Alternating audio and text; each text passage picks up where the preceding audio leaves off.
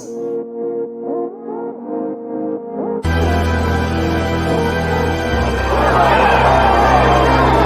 it his time?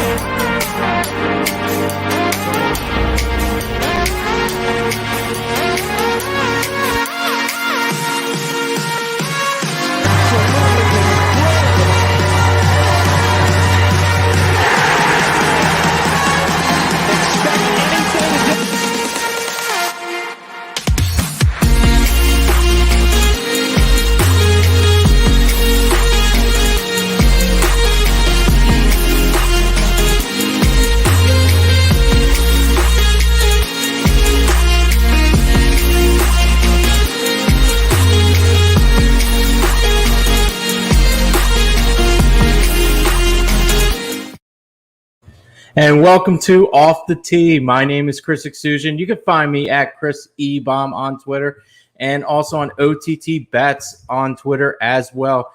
Off the Tee, Heat Ratio Network, sponsored by Stateside Vodka, the smoothest vodka I've ever had. Absolutely love it. I made a little Moscow Mule for the show today. This vodka is absolutely amazing. Use the code Off the Tee on their website to save 10% off 1 liter of Stateside Vodka.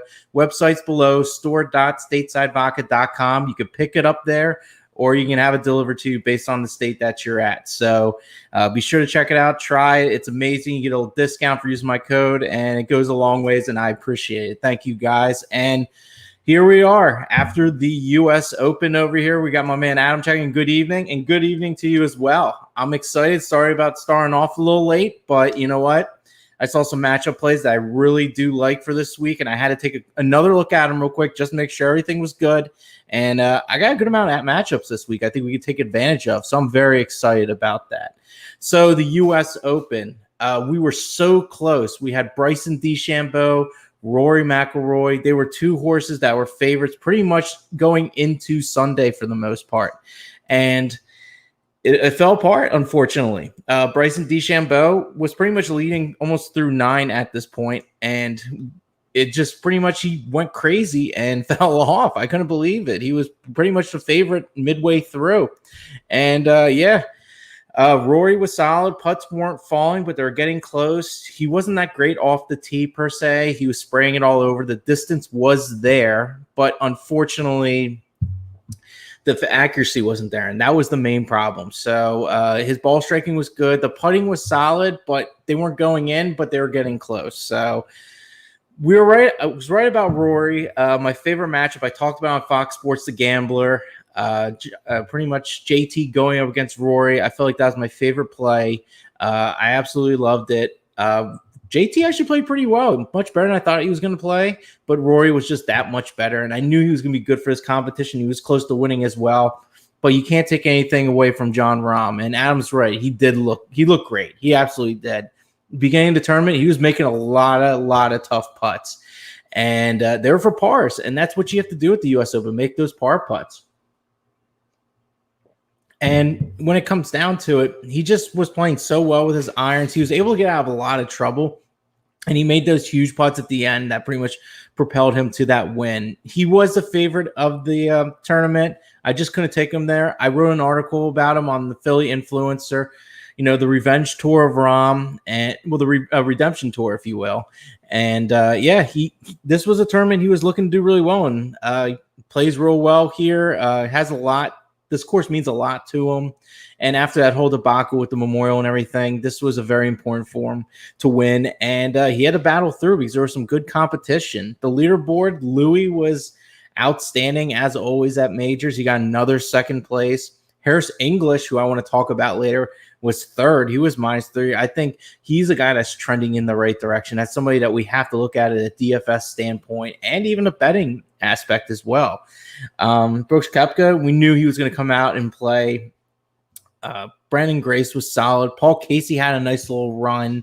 Rory was also great as well. And Sky Scheffler he ended up playing well too. He's been a guy that's been real solid, and this might even be his week. So we'll check that out as well. And remember, guys, if you have any questions regarding bets, DFS, or anything, please hit up the message board. I'm more than happy to answer them live because that's one of my favorite things doing here is answering these questions live. So I'll be more than happy to do that as well. Remember, this is on the Heat Ratio Network. A lot of good programming's on there. There's a lot of good NBA stuff. Al's great on there. Tony Cotillo, he's the one that runs the show. Drumheller, all these guys are fantastic. All worthwhile listens. They put the great work in, and they had a great show after that Sixers game. And there was a lot of emotion, a lot of good info. So be sure to check out all the great shows at Heat Ratio because there's something for everybody, and I really do mean that. And now I want to get into this Travelers Championship. It's pretty amazing. This field is actually a little bit better than I thought it was going to be after a major. So we're actually going to get a pretty solid tournament.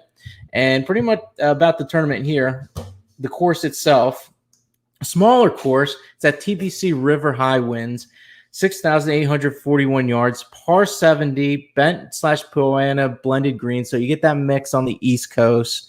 And it's similar to Harbor Town, where the RBC Heritage was at. So I was trying to look at how guys played at this kind of course compared to others. The par threes, just in general, there's 4 of them. They're very short, so there's very gettable holes. As far as the par threes, it's kind of the reverse of the U.S. Open that had those longer, more difficult par threes. Stats, I feel like that's going to be important here. Off the tee will be important. Accuracy will take a little bit more leeway for the most part. But if any course, distance is good. But you know what? This strokes gained off the tee is an important stat here. Approach will be important because once you hit those fairways, those greens are very gettable for those GIRs. As far as approach shots goes, 150 to 175 yards. That's what I'm looking at for guys that can really hit those irons very well. And the par fours, how they score well on par fours for 400 to 450 yards, because that's like the average we're looking at for more than half of the holes here. So you're going to have to be able to hit those close irons and those mid-range irons. So I think that's going to be very important. This week when I was making my bets, I was looking at value plays. I think there's a lot of good value this week, especially with a few more big names on the board that are kind of taking the spotlight. I think guys that are trending in the right direction and that could definitely score well here definitely have a lot of good value.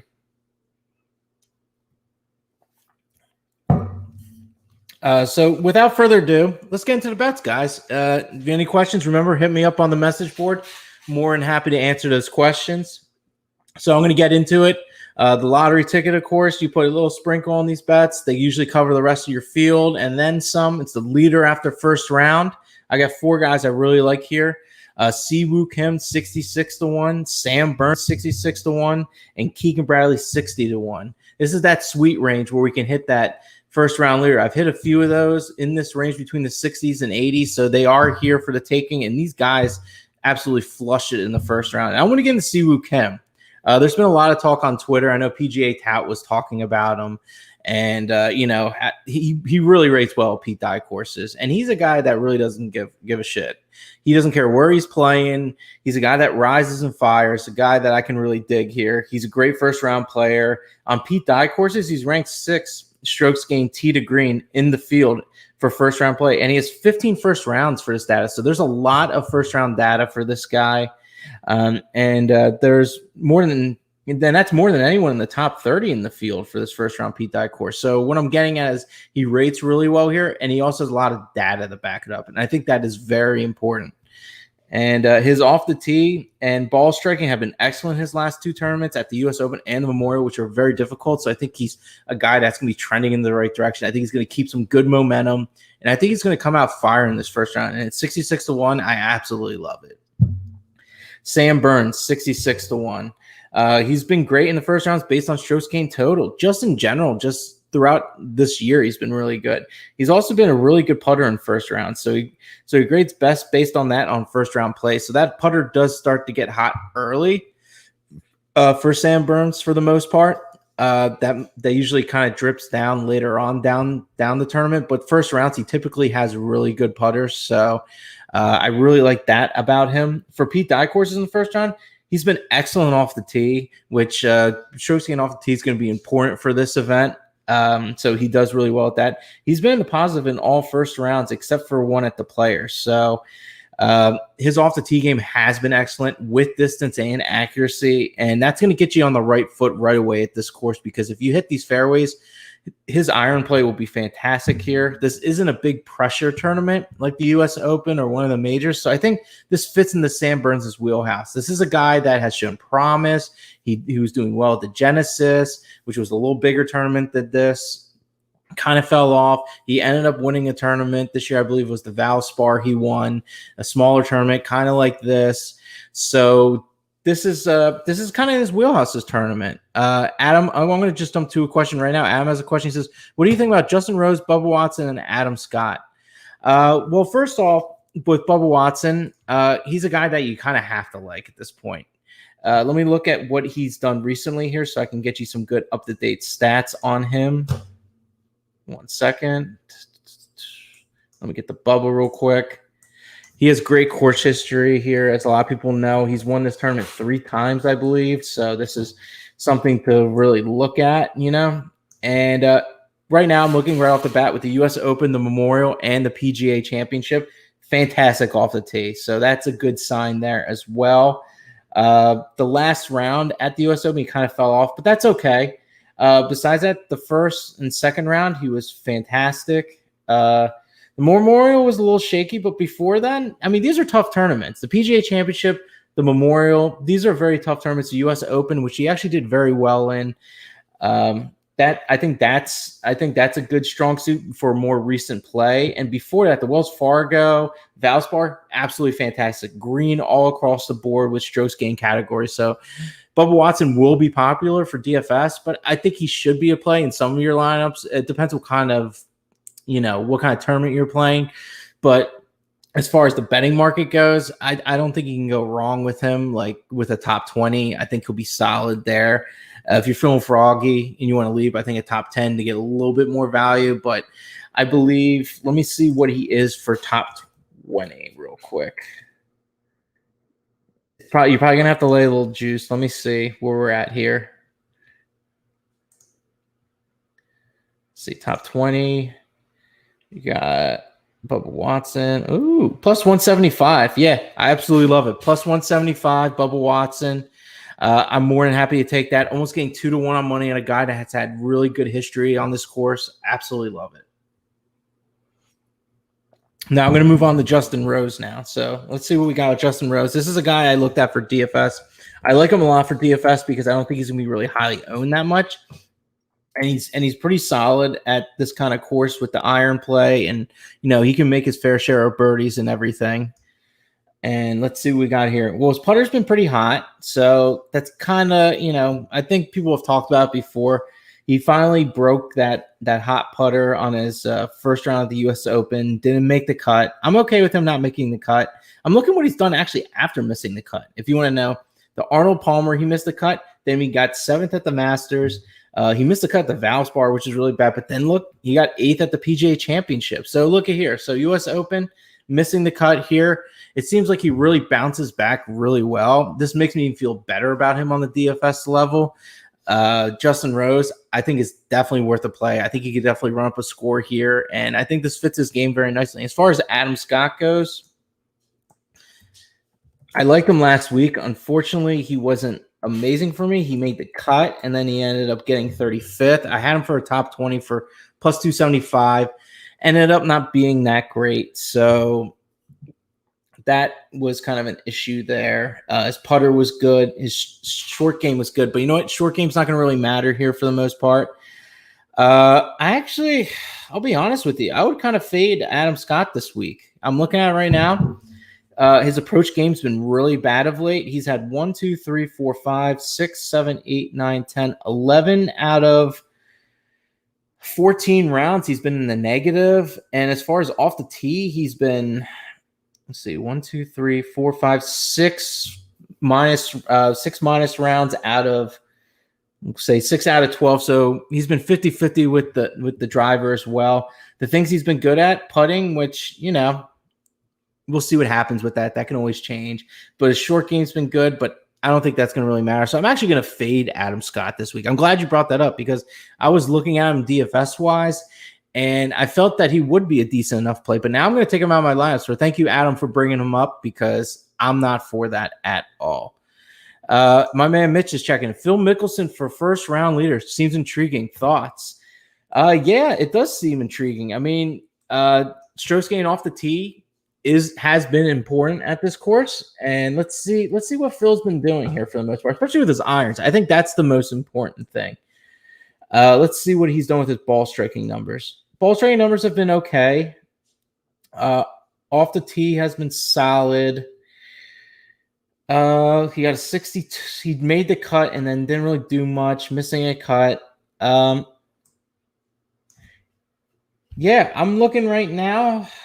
It's around the green game's good, but you know what? The round green game has not been really, it's not really going to mean that much. And I think that's what he's been dialed in on. But you know what? His close wedge play, as far as like his close irons, he's pretty solid with. You know what, Mitch? I would take a flyer on him. You know, I mean, let's see what his odds are right now for first round leader. Let me see here. 66-1, right in that wheelhouse of the 60 range. I like it, Mitch. Let's roll with it. I think you're gonna get a good sweat from it. I don't know if he's gonna be able to run up the birdies as much as I want to. I think that's gonna be very important. So let's see what Phil has done as far as birdie or better percentage, because I think that's gonna be really important. So birdie or better percentage, it's been pretty high. Been pretty decent. Let me see. Oh, no, actually, I stand corrected. I'm sorry. It hasn't been good. I was looking at birdie average, which is completely different. But, yeah, he's ranked 113th birdie or better percentage. I don't know if you can rack up the birdies enough here. I think first round leader, you could throw a flyer at him. I think it should be small. I think his distance is good to help out here. And I think his low yardage wedge play could be decent. The round the green game is not going to really matter. I don't know if let me see how his putter's been as of late. It's been okay. Nothing amazing.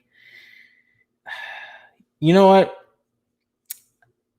Based off of what he's been doing off these smaller tournaments, he really hasn't done all that well. The Valero, he missed the cut.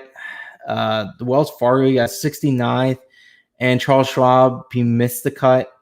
I'll tell you what, I'm actually going to stay away from him after looking at that. I don't think he's going to really care too much about this tournament. For first round leader, I'm going to have to say a no. Originally, I was looking at some things that could possibly go that way, but I think Phil gets up for certain tournaments at this point in his career, and I don't think this is one of them. So I'm going to say a no on Phil Mickelson. All right, thanks for the advice. I appreciate it, man. Thank you for checking in. I replaced Adam Scott with Zach Johnson. Okay, well, let's take a look at Zach Johnson. Why not? You know, since you replaced him, let's see what we can work with here. He's a pretty consistent guy. I mean, as far as off the – oh, geez. Okay, so let me see. You know what? No, you know what? I would stay away from Zach Johnson as well. He's been absolutely horrendous off the tee. If you want to see what he's done, he's 1, 2, 3, 4, 5, 6, 7, 8, 9 out of the last 11 rounds. He's been in the negative for off the tee. His approach game has been really bad. His ball striking has been atrocious. Adam, if I were you, I would replace him. I would not put Zach Johnson in. So see if you can find somebody else. If you throw somebody else out there, I'm more than happy to help you with that. So I talked about Siwoo Kim. I kind of went off pace, but I want to answer you guys' questions. Let me just enjoy some delicious stateside vodka. Remember, store.statesidevodka.com. 10% off. Use the code off the tee. Off of 1 liter. You could pick it up right at the beautiful stateside restaurant right there. Absolutely, really, really nice. Or you can have it delivered based on the state. But you'll have to check the website to see if your state qualifies for that.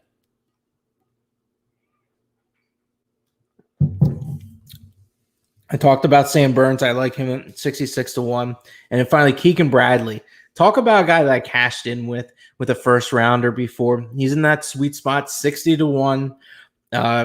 Great first round player. Awesome with his irons. On my one model that I made in the last 3 years, 24 rounds on short Pete Dye courses, he ranks 5th. in strokes gained total. And surprisingly, he's ranked 7th on strokes gained putting as well, which I was shocked to see. Putting's going to be really kind of a thing that's going to really distinguish these guys from making moves here.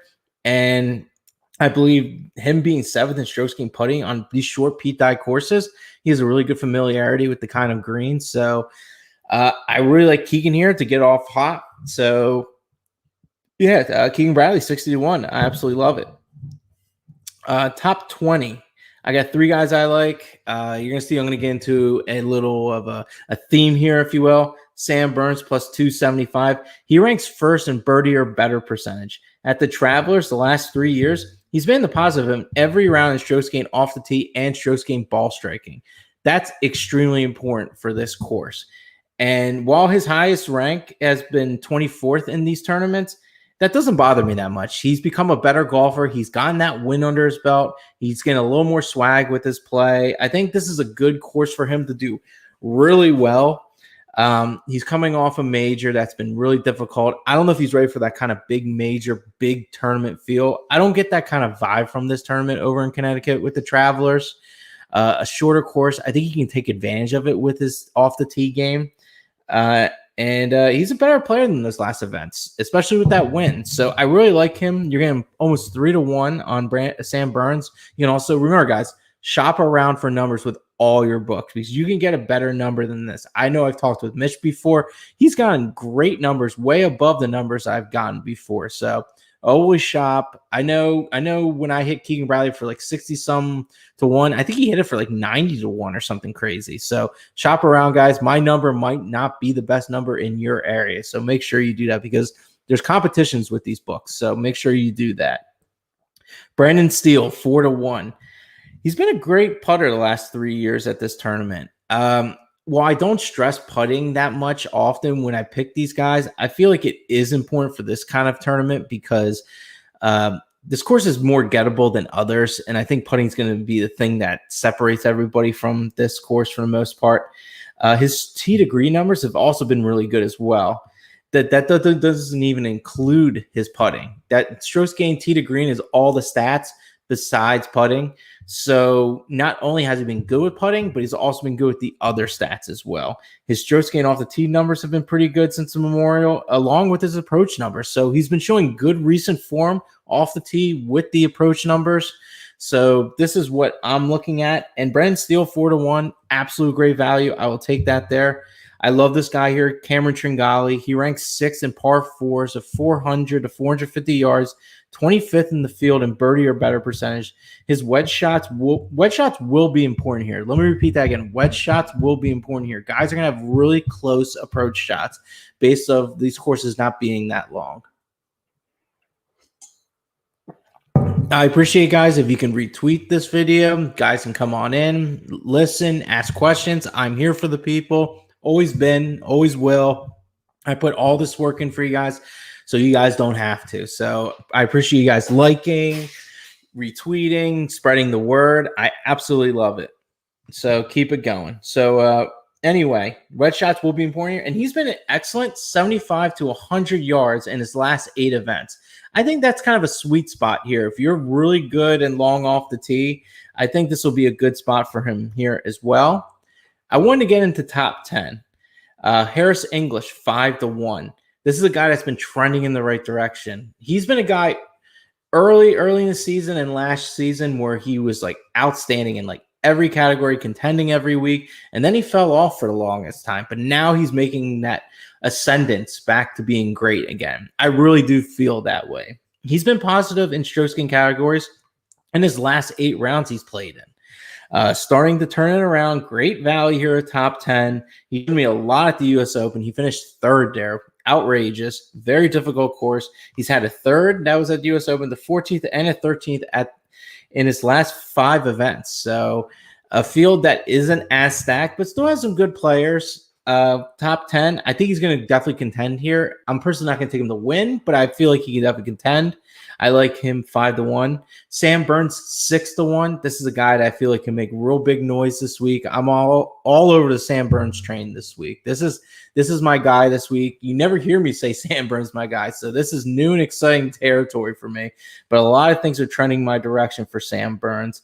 And finally, Stewart Cink 7.5-1. He's been excellent at approach shots and driving the ball over 300 yards in his last 24 rounds. And I found out, looking at the last 24 rounds of play, who's number one in strokes gain approach? Stewart Cink is. And he's also fourth strokes gain total in the field. When I saw he was number one in approach, I could not believe it. I already liked him already for top 10. Now I even love it for top 10. And I might even go with him for some matchups. I will get into that later, of course. But Stewart Cink, 7-1, finding some new resurgence, being older, playing really well. Let me see what he's done as far as his tournaments have gone. I was looking at it earlier.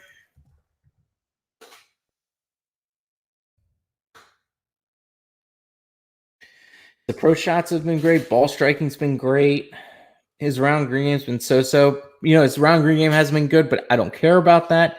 Approach numbers, ball striking off the tee have been great. Tee to green's been solid. He's just been playing really well. He's fallen off a little bit, but I'm okay with that because I really feel like he is fit for this kind of course. I think he can rump some birdies here. I think he can feel real froggy, real loose, do really well there. So I really love Stewart Cink here. And for DFS-wise, he's priced really low. I think he's going to still do really well. I think he's a great play for DFS as well. How about Patrick Reed? Let's look into him. Let's see what he's done of late. Let's see what we can do with him here. He's been real solid in the last 3 years with all his numbers. Around the green game's been great. He's one of the best around the green. But once again, that doesn't really matter here. Tee to green, he's been outrageously good. But I think that's because of his around the green game. The only thing actually, you know what? I think it actually kind of works into his favor. He's not that long off the tee. I don't think he has to be really that long off the tee here because it's a shorter course. It might actually work out to his advantage. His approach numbers have been good. I'm looking at 1, 2, 3, 4, 5, 6, 7, 8, 9, 10 out of his last 13 rounds have been the positive for approach. So I think I like Patrick Reed here. If you can fit him to your DFS lineups, I think he's definitely a good play for DFS because I think he might get kind of forgotten about for the most part. But honestly, I'm looking at his places. He got 6th at the Wells Fargo, 17th at the PGA, 5th at the Memorial, 19th at the U.S. Open. Oh, by the way, we hit Patrick Reed top 20. So that was one of my winners as well from the U.S. Open. So you know me, I love the value of Patrick Reed with that even money. I think let's see what he is currently in the betting market right now. Let's check it out because I had him at even money when I took him there, and he's plus 120 in a lesser of a field. That top 20 is an absolute smash in the betting button right there. More than happy to take that top 20 plus 120 for Patrick Reed, Adam. That's what I'm about. And I think he's going to be a good play for DFS as well. Thanks for checking in, man. I appreciate it. And let's see what else I got here. So those are the top 10s I was looking at here. And finally, well, not finally, because I got matchup plays afterwards, but to win, I got 3 guys I really like. Sam Burns, 70-1. I think that's a great number for him, especially the fact that, he hasn't really done a whole lot of late. I'm going to look back at what he did recently so I can give you guys the picture of what he has done his last few tournaments as well. So I'm looking at what he did in his last few tournaments. Valspar, he won, of course. Byron Nelson got second. Fantastic. PGA Championship didn't make the cut. Memorial got 50th, and they didn't make the cut at the U.S. Open. But I'm okay with that because those were really difficult courses, very high pressure. So I really like him here to win. I think he can get enough birdies here. He's a birdie-making machine, Sam Burns. He's number 1 in the entire field in birdie or better percentage. So I am more than happy to ride that train, and I'm not gonna be late on him this week. I'm definitely taking Sam Burns. So Sam Burns 71, absolutely love. Cameron Tringale 90-1, great value here. A guy that has great numbers as far as those low irons, very strong. He's just been playing really well too. if you look at what he's done in his last recent tournaments, he's been 26. He's had a third. He's got a ninth. He's got a 13th. This is all in 2021. I mean, he's been right there. He's been close. He's been playing absolutely great. He had a 7th at the AT&T Pebble Beach. Genesis, he still had a 26. Very tough course. He's just been so good. I have to take him at 90-1. I really think he can win this tournament. And you might not get a big name to win this tournament. I think you might get one of these guys to actually contend. And my add, with these kind of long odds, there's always great hedge opportunity. So you might not necessarily need them to win. You just might need them to contend and then take another horse that you think might have a chance of beating them. And then you're in good shape. But we also like picking outright winners too. But at the end of the day, we want to have our skin in the game, make sure that we can have a good equity on our bets. And I think that's important. And finally, a guy to finally get his first win, Sky Scheffler, 28-1. He's had a top 10 of his last 3 out of 5 events. He is due for a win. I cannot stress this enough. This guy is so due for a win. We need to get this guy needs to get a win. Once he gets a win, it just could be running like wildfire. And we're getting at 25-1. If he gets a win here, you won't be seeing those numbers anymore. He is way overdue. Where of course you need to get birdies. He's your guy, and he's been awesome off the tee. And I think that's very important as well. So being strong off the tee is very important as well. And remember, guys, to retweet and everything. Make sure we get that out there. I appreciate it. Thank you guys for liking it. I appreciate that. Keep the momentum going. Every little bit helps. So thank you again, guys. I appreciate your guys' support as always. And those are the 3 I really like to win. Now, what took me so long to get on today, I apologize for that. I have 4 matchups I like. 4 tournament matchups. This might be the most amount of matchups that I've put out here, but I absolutely love them. I think we can take big time advantage of them. The first one is Sam Burns minus 126 over Mark Leishman. And let's look at what Mark Leishman's done of late, because he's more known for around the green game rather, than everything else. Let's see what we got into with Leishman. Perfect. Off the tee has been terrible. Not been good at all off the tee. Approach game has been horrible. Ball striking's been bad. Tee to green, he's been in the negative constantly. This is absolutely perfect. I am so glad I picked this play. Minus 126 versus Leishman. Absolutely love it. This is a slam dunk. Sam Burns primed and ready to go on this course. Make tons of birdies. Leishman specialty around the green does not mean much. Sam Burns minus 126. Book it. My next play, Cameron Tringale minus 1 versus Kevin Na. Kevin Na? Yeah, you haven't heard that name in a while, right? So Kevin Na, he hasn't done anything, Kevin Na. I'm going to see what he's done. Maybe prove me wrong, Kevin Na. Let's see what he's done here. Oh my, here we go. You want to see some bad stuff? Kevin Na, known for his putting. He's been 1, 2, 3, 4, 5, 6 out of his last 7 rounds. It's been in the negative. Yikes. That's a bad trend that's been going on. Off the tee, 1, 2, 3, 4, 5, 6, 7, 8 out of his last 10 rounds, been in the negative.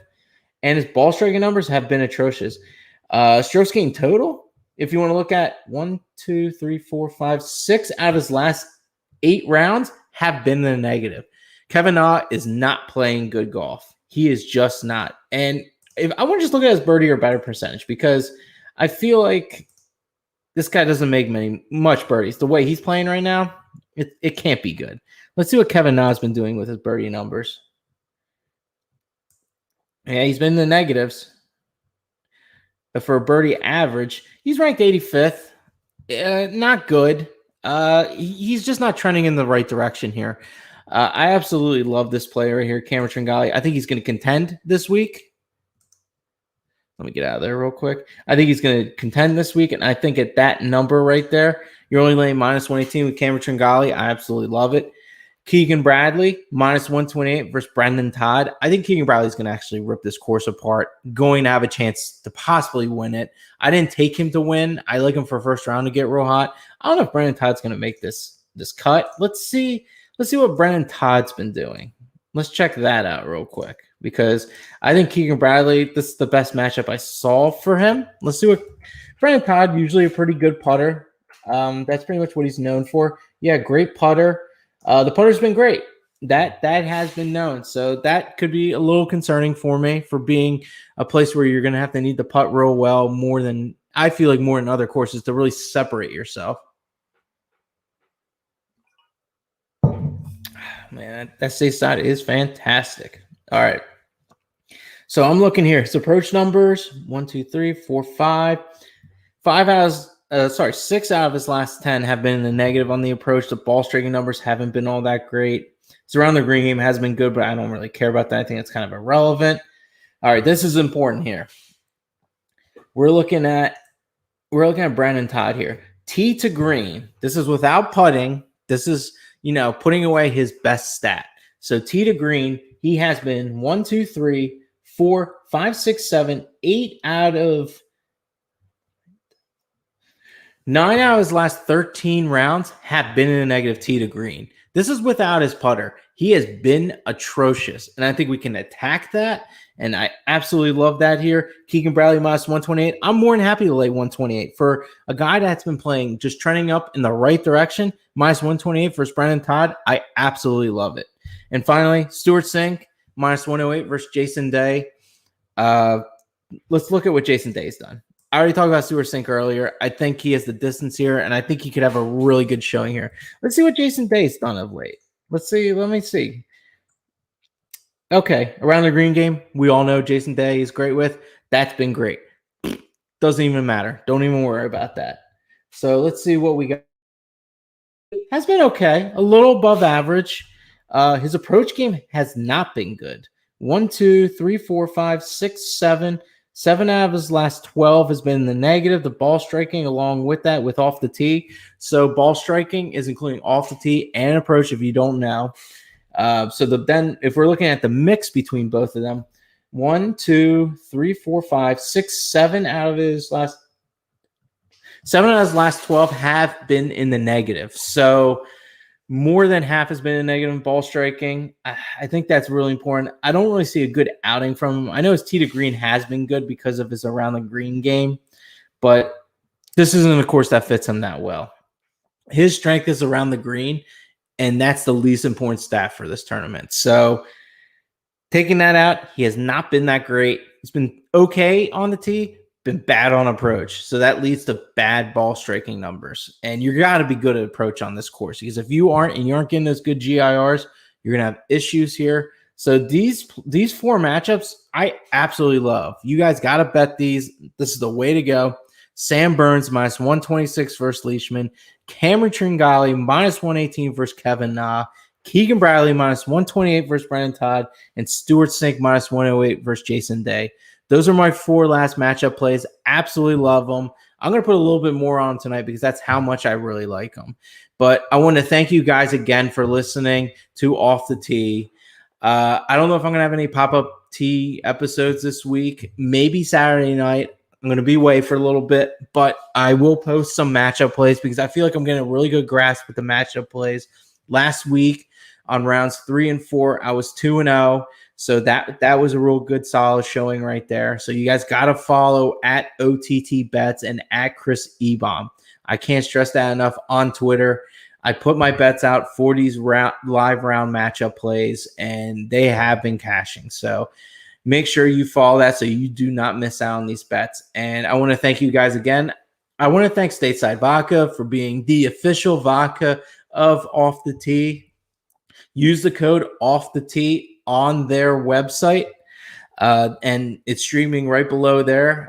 Off the Tee, all one word. Save 10% off of 1 liter of Stateside Vodka, and the website is store.statesidevodka.com. And yes, smoothest vodka around.